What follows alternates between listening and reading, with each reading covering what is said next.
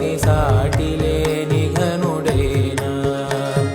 నీరజాక్షి అలిగే వేళ నుడి విల్లు ముడి వంచగలడా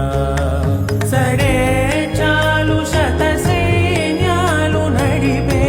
ధీరుడైనా